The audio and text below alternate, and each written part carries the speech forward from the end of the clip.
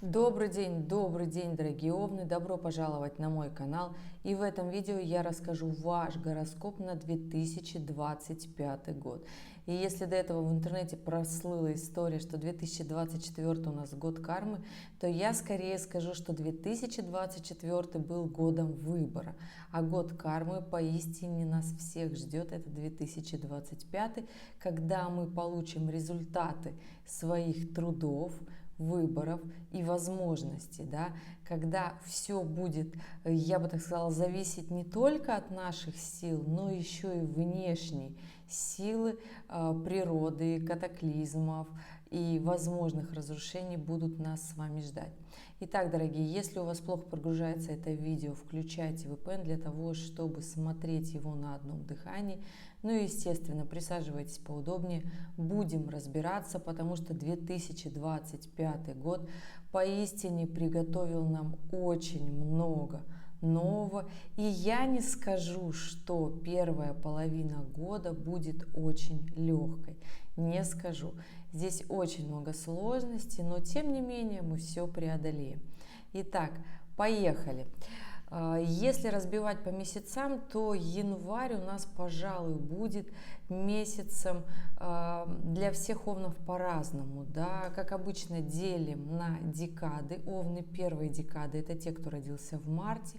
Овны второй декады – это те, кто родился с 1 по 10 апреля. И овны третьей декады – это те, кто родился с 11 апреля и до конца овновского периода, до знака зодиака Телец. И да, ребят, здесь, конечно же, в январе особую силу, мощь почувствуют овны первой декады. Здесь, конечно же, и Плутон будет делать прекрасный трин к вашему Солнцу в транзитной карте, и северный кармический узел будет еще спрашивать вас, что же вы все-таки максимально хотите проявить, что же вы хотите сделать. Да? Ну и в целом январь 25-го пройдет с ретроградным Марсом, который будет все-таки овнов третьей декады напрягать. Да, здесь будет история того, что захочется отдохнуть именно овнам третьей декады, захочется залениться, расслабиться, но будет постоянное недовольство, постоянное ворчание, захочется много чего переделать дома именно с близкими, захочется поругаться, потому что Марс, он вообще состояние, когда мы готовы ругаться с близкими, когда мы готовы дома что-то переделывать, перенастраивать, да, у многим захочется сделать ремонты, и здесь такая история. Главное, чтобы вы понимали, что это, возможно, затянется, поэтому стройте свои планы четко, не вкладывайте очень много сил, хотя вряд ли на ретроградном Марсе получается вкладывать немного сил, наоборот, получается трудиться очень много, и на выходе получается результат не тот, который бы нам хотелось, да.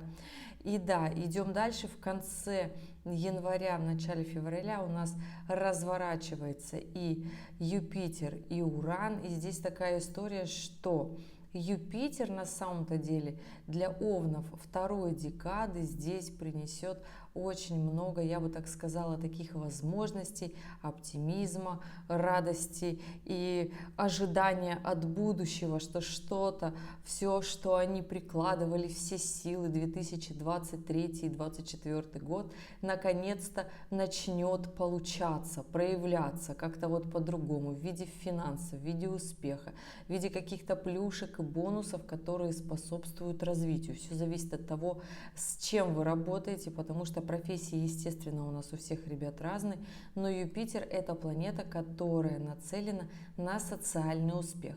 Поэтому, да, здесь овнам второй декады будет очень даже хорошо, и весь февраль, я бы сказала, пройдет на таком настроении, когда хочется творить, хочется делать, хочется внедрять, в том числе и будет получаться хорошо. Идем дальше. Но у нас март – это месяц, который будет не очень простым. Вообще весна 2025 года будет не очень простым сезоном, не просто месяцем. Да? Здесь и март у нас и апрель – это месяца, которые, я бы так сказала, по интенсивности в 2025 будут самыми мощными и самыми сложными. история будет заключаться в том, что здесь от нас будет требоваться очень много действий, очень много изменений на небе планет и движений будет у нас. И здесь, конечно же, да, февраль и январь 2025 с ретроградным Марсом, когда нам просто захочется пылить, наводить дома порядки, которые не наводятся, да, будут такими, я бы так сказала, очень достаточно мягкими, потому что с приходом марта у нас, конечно же, заканчивается период ретроградного Марса, все прекрасно, но у нас начинается сложный период, это ретроградная Венера и ретроградный Меркурий. И все было бы прекрасно, если бы еще не коридор затмений, который начнется с 14 по 29 марта.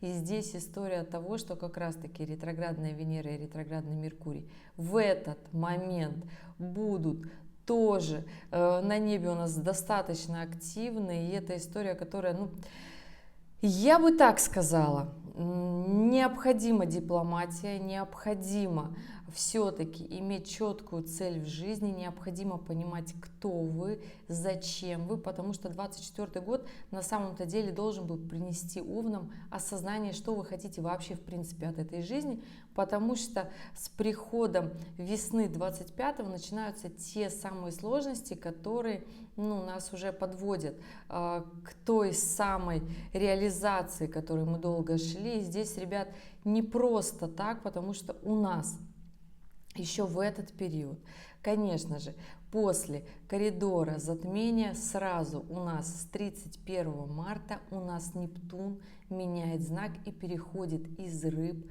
в Овна. И эта история будет достаточно сложная, потому что Нептун связан у нас с законами природы, воды, в том числе землетрясений. То есть, если мы говорим про Нептун в Овне, да, то есть здесь все истории связаны с водами, засуха, наводнение. Все, что связано с водой, не очень-то и приятное. Все, что связано с взрывной деятельностью, вулканами, катаклизмами. То есть все те, кто живут в сейсмически активных местах, я бы так сказала, готовьте загранпаспорта, ребята. Да, это такая очень сложная история, особенно, но для тех, кто очень давно хотел этого сделать, потому что начинается активное передвижение вообще в принципе в мире. И это, конечно, у нас последние денечки марта, начало апреля. И здесь, конечно же, максимальная активность. Очень сильно прочувствуют эту историю овны первой декады. Да, это те овны, кто родился в марте. И здесь, ребят, конечно же, понимайте, что необходимо запастись не просто терпением, но и мудростью, что все, что случается и происходит, это законы природы, они сильны. Так случилось, что придется очень многое в жизни поменять, и апрель на самом-то деле будет, ну, я бы так сказала, горячим, да. История с Нептуном вообще в Овне – это история не на одно десятилетие, да, то есть здесь история не на 1 год, а на десятилетия. И здесь нужно научиться приспосабливаться, да. Кто смотрел мои гороскопы на август 24-го, скажете, ну, август-то уж, понятно, был попроще. Да, здесь у нас апрель, здесь будет очень много большой сложной истории, здесь и Сатурн все вместе, и Венера, и деньги, и еще и ретроградный Меркурий, все это вместе и создаст небольшой такой хаос, но начинаем быстро соображать и из этого выбираться, потому что Овны активный, перспективный, быстрый знак, который, в принципе, умеет сориентироваться на месте. И да, ребят, идем дальше. Конечно же, что у нас в мае? В мае у нас по кругу начинается опять Плутон, он уходит в ретроградное движение с самого начала мая. Он у нас до 13 октября будет в ретроградном движении, но в знак Тельца он больше не вернется. И здесь, конечно же, из знака Водолея он будет делать прекрасный секстиль к Овнам первой декады и давать ту самую мощь, силу и активность. Даже в ретроградном движении вы получите, дорогие Овны, ту силу, о которой мечтали, все то, что хотели сделать, все то, что хотели внедрить, на что не хватало сил. Плюсом еще, конечно же, Юпитер, не забываем, помогает двигаться активно и настраивать на позитивный лад, потому что даже всегда, когда есть сложности, ребят, понимаем, что да, у нас Нептун вошел в Овна, да, и здесь два варианта. И здесь история, как раз говорю про Нептуна, и на улице начался безумный ливень, да, это сила природы, с этим ничего не поделать. Но с Нептуном история всегда такая. Здесь либо мы начинаем творить, делать, созидать в глобальном плане, либо мы уходим в депрессию. Это история Нептуна. История с Плутоном. Либо нас раскатывают обстоятельства, мы им поддаемся, мы впадаем в дикую панику, да, и нас как бетонным блоком накрывает.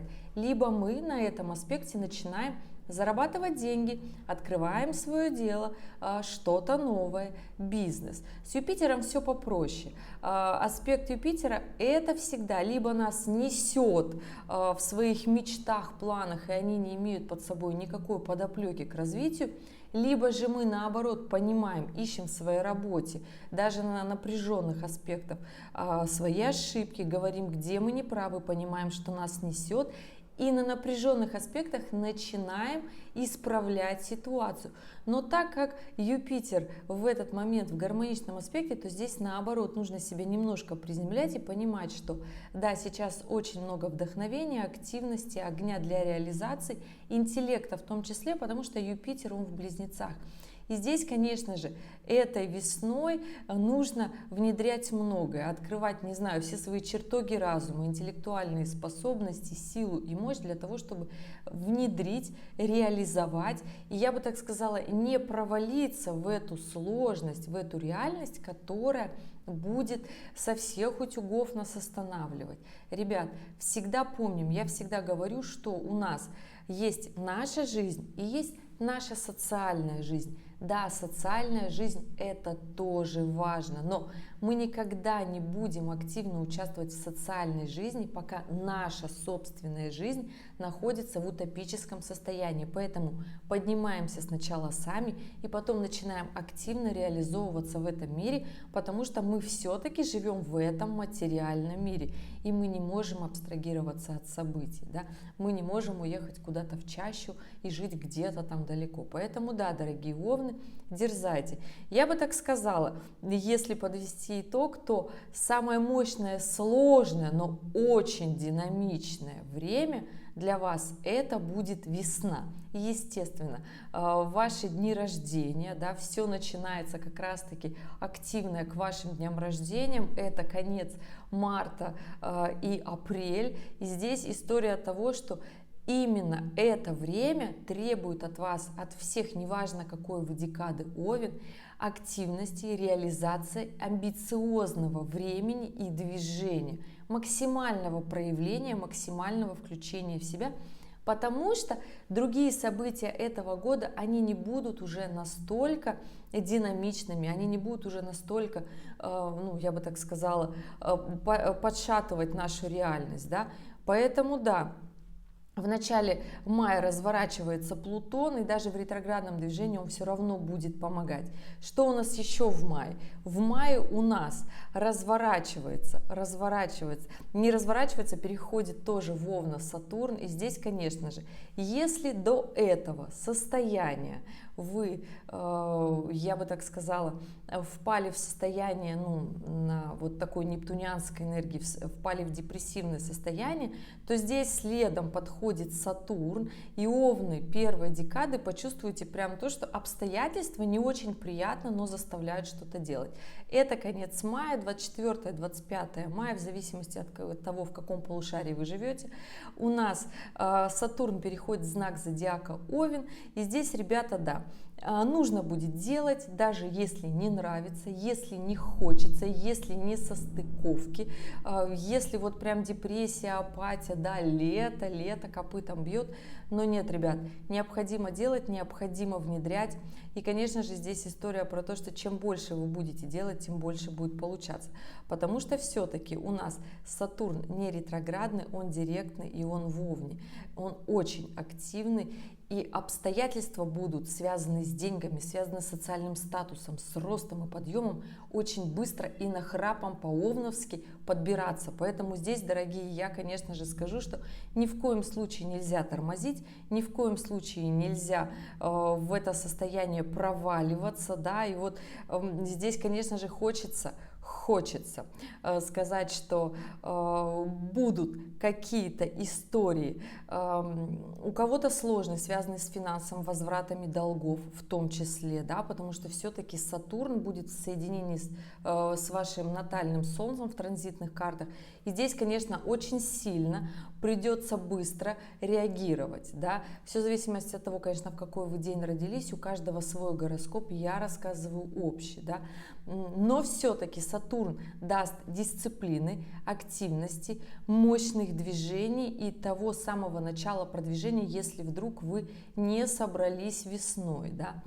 Итак, июнь. В июне у нас, я бы не сказала, что очень много событий. У нас в июне меняет знак на самом-то деле Юпитер, да, и он с Близнецов перемещается в Рак. И здесь, конечно же, Овны первой декады почувствуют, что все то, что делали, прошел оголделый оптимизм, пришла реальность, да? Кого-то будет нести, кто-то будет относиться к своим успехам с подозрением. И здесь я скажу так, что нужно, чем трезвее вы будете смотреть на эту ситуацию, чем трезвее вы будете смотреть на свой успех, на свое состояние, потому что здесь Юпитер переходит в Рака и будет в квадратуре с Сатурном и Нептуном, которые только зашли в Овны. И здесь, ребят, понимаете, история того, что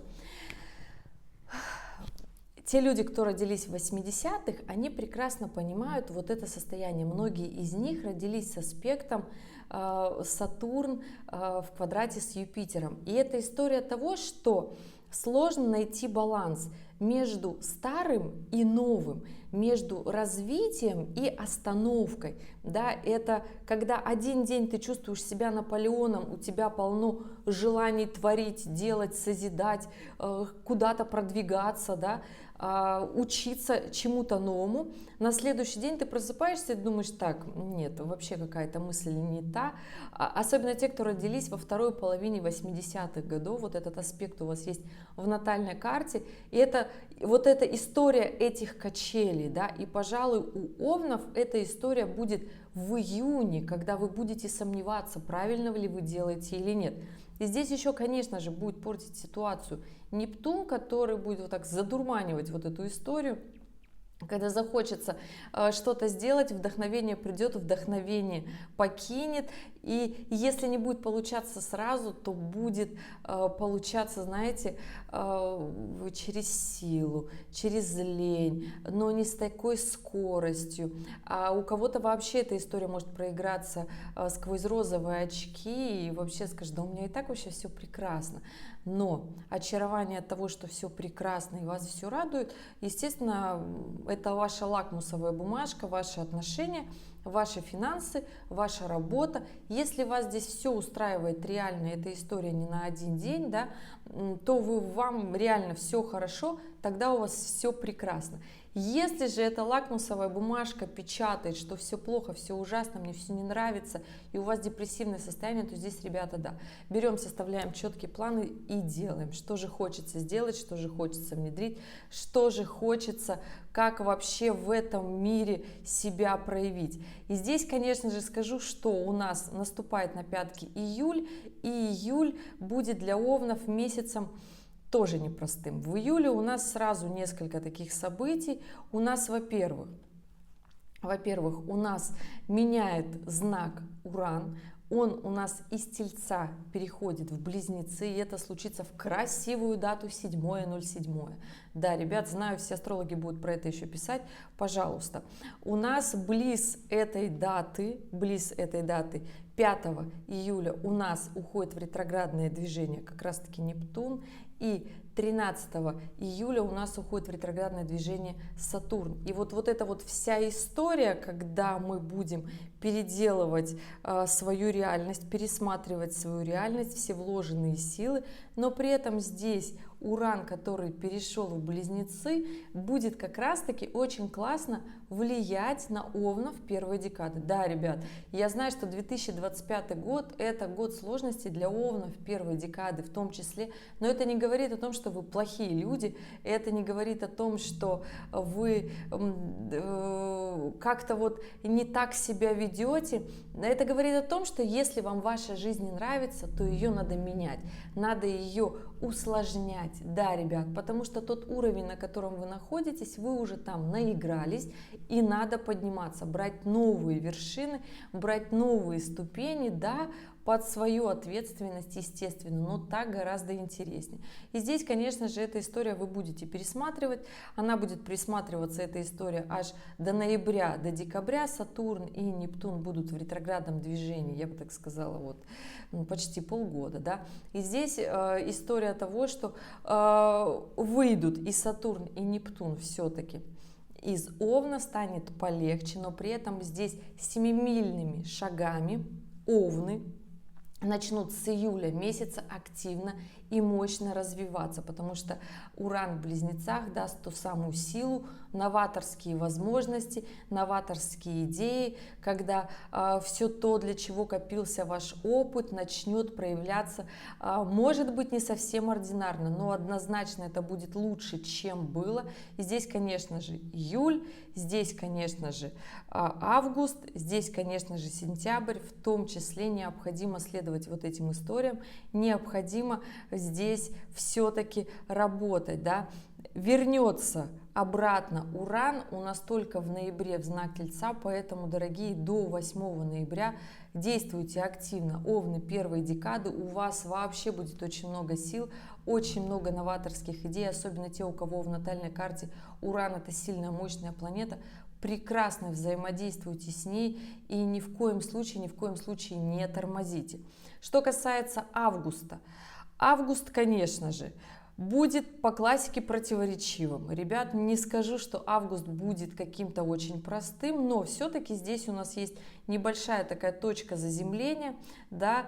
В августе у нас, половина августа у нас ретроградный Меркурий, естественно. Начнется эта история еще с 18 июля и по 10 августа у нас ретроградный Меркурий.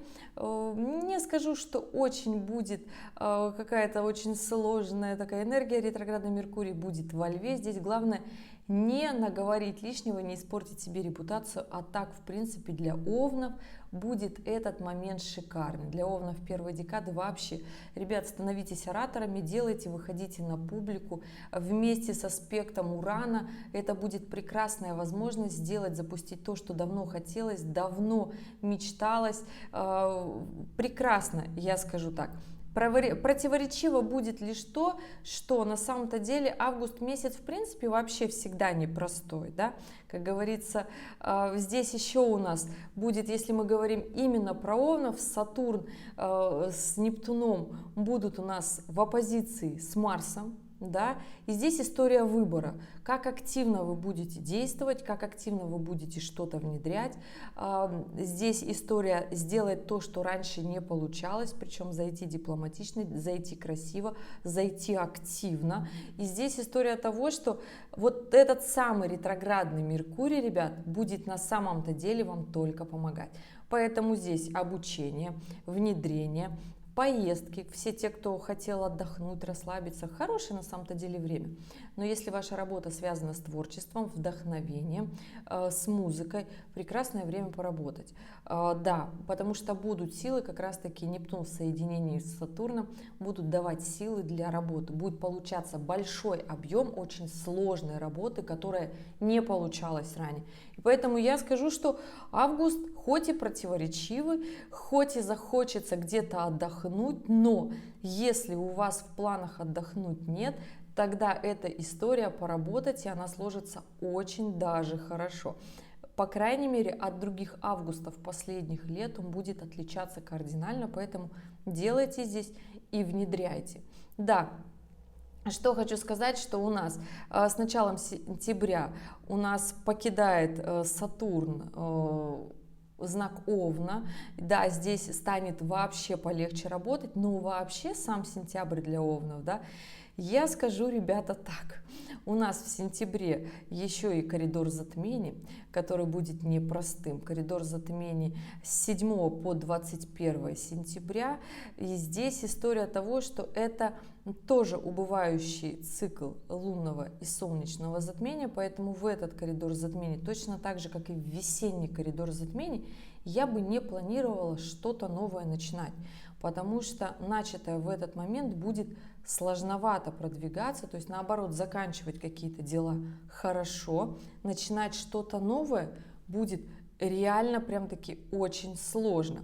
И здесь нужно понимать, что это все у нас коридоры затмений будут случаться на оси рыб и дев, да, на именно Овна этот коридор затмений будет влиять только с точки зрения того, какой выбор вы будете делать, в каком темпе вы будете идти. Будете ли вы лениться, либо же вы будете наоборот что-то изобретать, что-то делать, внедрять по чуть-чуть, по крупицам. Да, если же вы захотите отдохнуть, расслабиться, ну окей. Во всяком случае, уже не будет такого мощного напряжения со стороны Сатурна, потому что он из Овна ушел, да, здесь столько прикладывать сил не надо, захочется наоборот полениться, потому что у вас только останется ретроградный Нептун в вашем знаке. Здесь, конечно же, история того, что что-то делать прекрасно, начинать что-то новое, ну, я бы только советовала тем овнам, кто родился в первой декаде, у кого новаторские идеи, еще вы их не успели сделать, у кого креативный творческий подход, у кого в натальной карте сильный, мощный Нептун и Уран, и даже если они напряженные, но вы владеете энергиями этих планет, тогда, ребят, прекрасно делайте, внедряйте, да, понимаете, что Овны второй декады вас может немножко нести, Овны третьей декады готовьтесь к этому, потому что Юпитер как раз таки двигается по знаку Рака, и здесь можно себя чувствовать Наполеоном, создавать вот такие планы, но реальность будет гораздо проще, чем это есть в вашем воображении, поэтому здесь, конечно же, еще раз говорю, если вы владеете энергией Нептуна, то у вас розовые очки сняты, и вы здесь все прекрасно понимаете. Идем дальше, ребята. У нас октябрь, месяц, который издавна был на самом-то деле месяцем непростым, месяцем сложным, но для овнов этот месяц будет, я бы так сказала, когда Плутон все-таки уходит из ретроградного движения, заканчивается его ретроградность, но он по-прежнему в Водолее, и он по-прежнему делает классный аспект к Овнам первой декады. Здесь история работы, запусков, движений, продвижений, создания бизнеса, активной, мощной, продуктивной силы, да. Поэтому здесь, ребята, я не скажу, что история того, что как-то у вас будет не так получаться, нет. Я скажу, что осень для овнов вообще будет прекрасной для работы, активная мощь, активные действия, движения в том числе. Здесь и Уран будет помогать, здесь и Плутон будет помогать, но вот Юпитер будет реально шалить, потому что все-таки Юпитер это та планета, которая последний месяц докатывается в директном положении, и с 11 ноября она уходит в ретроградное движение. И здесь нужно будет все-таки понимать, что если вас несет все, что перед ретроградным Юпитером, вот эти несколько недель, да, эта история вернется и будет актуальна до конца года. Поэтому все, что вы будете делать в октябре, вы будете, скорее всего, с этим разбираться до конца 2025 года. И поэтому, если у вас не будет таких очень больших, завышенных и неоправданных, я бы так сказала, претензий, да, это хорошо. Если же все это подкреплено реальными действиями, реальным движением, это вообще все прекрасно, да. Поэтому, да, дорогие, октябрь месяц, который требует активных действий, движений. Ноябрь уже сложный месяц, когда 8 ноября Уран покидает знак Близнецов, значит, не будет вот этой мощи и активности для Овнов, будет история, что куда-то творчество и вдохновение мое ушло. У нас уходит в ретроградное движение Юпитер как раз-таки с 11 да, с 11 ноября. Ну и в конце ноября заканчивается у нас ретроградный Сатурн, который уже на этот момент в Рыбах, и он будет идти обратно к концу года, перейдет в знак Овна снова и заставит активно трудиться. Поэтому, ребята, здесь скажу так, что ноябрь будет месяцем остановки многих проектов, но здесь главное не иметь завышенные требования, не иметь вот этих историй, которые связаны с успехом, который придет сам по себе в легкости, да? Здесь нужно понимать, что все придет, если прикладывать силу и труд. Да, вы мне скажете, что я вот выбираю постоянно сложные истории, истории сложных гороскопов. В моих гороскопах нужно пахать и трудиться, и что-то постоянно делать, придумывать. Ребят, не в моих гороскопах, я смотрю на астропроцессор, и мне программа показывает, кого затронет этот сложный период, для кого он будет очень сложным, для кого он будет не очень сложным, да? Для кого он будет, наоборот, такой в легкости, главное делай. Но история заключается в том, что когда я рассказываю про какие-то легкие моменты, очень многие в этот момент расслабляются и не делают всего того, что положено сделать, не реализуют весь свой потенциал, сделают чуточку, да, и бросят, расслабятся. А когда приходят сложные, напряженные аспекты, они, как обычно, толкают нас на какие-то свершения. И мы всегда, особенно овны, говорим, что этот момент, но это наоборот самый классный момент, а он прошел у многих на напряженных аспектах. Потому что, да, мы люди такие существа, которые любим расслабляться до тех пор, пока не зайдут те самые обстоятельства и не скажут, ну все, пора. И да, я скажу так, что ноябрь это тот месяц, который немножко остановит движение, но при этом все-таки, да, в декабре мы почувствуем, что пора.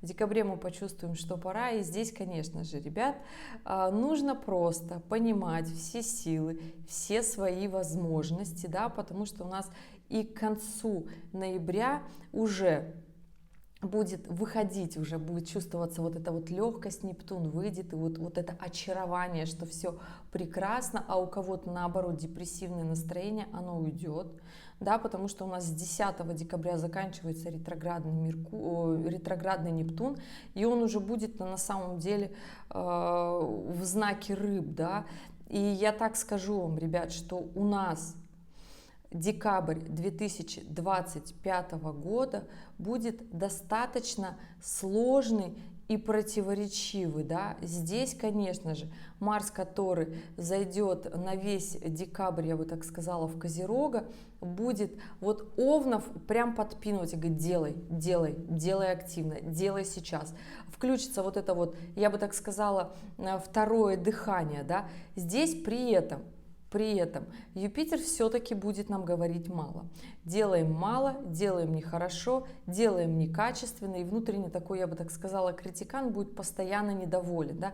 Поэтому вместо того, чтобы ругаться с окружающими под конец года, лучше вот трезво понять и сказать себе, где я сделал что так, а где я сделал что не так. И тогда конец года пройдет не на таких сложных эмоциях, не на таких сложных энергиях. Но, конечно же, Марс, главный управитель, будет говорить: делай, делай агрессивно, делай быстро. Ну а Плутон, конечно же, будет говорить: делай мощно. Здесь главное не пылить, здесь главное не вот эти истории, да, которые у нас связаны всегда в конце года, да. В конце года у нас всегда такие мысли, что вот хочется вот нам вот помечтать, да, вот это вот глобальное. И здесь история того, что когда в ноябре будет остановка многих планет, ретроградное движение, смена его, здесь главное нарисовать себе четкий план и цель по жизни, да, потому что Марс как раз-таки будет в Стрельце, а это история того, когда у нас нет плана, да, тогда мы вот не делаем то, что нам надо. Мы лежим на диване и ждем вот той самой манны небесной, да, но тем не менее, Марс в Стрельце будет в очень классном, гармоничном аспекте ко всем овнам, и весь ноябрь будет говорить: делай. Но здесь все будет зависеть от мотивации каждого, потому что у всех, естественно, свои показатели в натальной карте, и те люди, которым нужно немножко вдохновения и действий, будут делать. Для сильных, мощных это будет такой слабенький аспект, который вы скажете: ну как-то вот вообще нет, а вот пришел суровый декабрь, и мне захотелось прям делать. Поэтому, ребят, если подытожить этот год, то я скажу так: 2024 год это был год переосмысления, когда мы настраивались на тот путь, на который мы хотим. Кто-то проходил свои кармические задачи, да? От нас, от всех спрашивала жизнь, что мы хотим, в какое направление мы хотим пойти, как мы хотим реализоваться. 2025 год со сменой кармических узлов 12 января, ну то есть из Овна в Рыбы, нам как бы в прямом тексте говорит: ну все, пора. То есть нас уже перестают спрашивать, нас уже обстоятельства подтягивают делать активно, но ретроградный Марс, пожалуй, будет оставлять внутри вот такую историю: сначала переделать свой близкий круг, сначала навести порядки дома, в семье, показать, кто хозяин, какой я классный. Но весна 2025, дорогие овны, заставит выйти на большую арену, заставит думать и мыслить масштабно и глобально для того, чтобы реализоваться, потому что все-таки кораблю безопаснее в порту, но он не для этого строился. Из этого порта необходимо будет выплывать вот с самих ваших дней рождения, и здесь, конечно же, нужно перестать стесняться. Лето, скажу так, что наступит очень мощная, большая, креативная, творческая энергия, которую необходимо будет сложно, но мощно, и необходимо будет ее очень важно внедрить, да. Сложно будет держать вот эту уранистическую энергию, да, потому что Уран — это планета, которая делает быстро, резко, даже непонятно, и очень сложно ее удержать, да, то есть не натворить каких-то глупостей, шалостей в бизнесе, в работе, в личной жизни в том числе, да. Поэтому здесь, конечно же, нацеливайтесь в лето 25-го активно, продуктивно, внедрять все свои мысли, желания, все то, что вы давно учили, изобретали, строили и не получали, да.